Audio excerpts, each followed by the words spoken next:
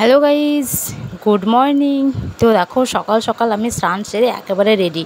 তো আজ কী বলো তো, আজ হচ্ছে জামাই ষষ্ঠী। তো ষষ্ঠী পুজো করতে যাবো, ওই জন্য স্নান টান করে একেবারে রেডি হয়ে গেছি। তো তারপরে আমি ফল মাল কাটাকুটি করবো। তো আমাদের মিনি ব্লগে ডি বাংলা এই যে চ্যানেল থেকে তোমাদের সকলকে স্বাগত। আশা করি তোমরা ভালো আছো, সুস্থ আছো। তো চলো, তো এই দেখো এখানে চেরি ভর্তি ফল রয়েছে।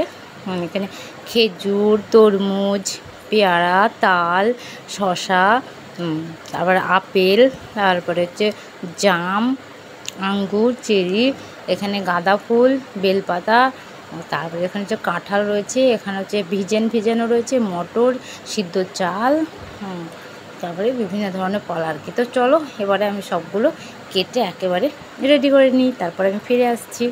তো দেখো আমার সব কেটে রেডি করে একদম থালাতে সাজিয়ে নিচ্ছি। আর এটা আমাদের থালাতে করে নিয়ে যেতে হয়, এটা আমাদের নিয়ম। আর এখানে দেখো গোটা ফল কতগুলো রেখেছি, আর এখানে ফুল আর বাঁশপাতা, বেলপাতা, জাম পাতা, এই আর কি সব কিছু রাখা রয়েছে। আর কোটোতে হলুদ আর হচ্ছে তেল। তো দেখো আমার সব কাটাকুটি হয়ে যাবে ঠাকুরতলায়। চলো, তো দেখো আমি অলরেডি মণ্ডপে চলে এসেছি গাছতলায়, যেখানেই আমাদের ষষ্ঠী হয়। তো এইভাবে সেইভাবে কতজন এখনও জমেনি, ভিড় জমেনি, আমি প্রথমেই এসে গেছি আমরা। তো ওদিকে পুজো হচ্ছে, আমি এদিকে তোমাদের সঙ্গে একটু ফটো তুলতে ব্যস্ত। তো যাই হোক, তো আমাদের পাড়ার পুজো তোমাদের কেমন লেগেছে অবশ্যই কমেন্টে জানাতে ভুলবে না। তো তোমরা কে কে জামাই ষষ্ঠী করতে গেছো আর কে যাওনি সেটাও কমেন্ট করতে ভুলো না।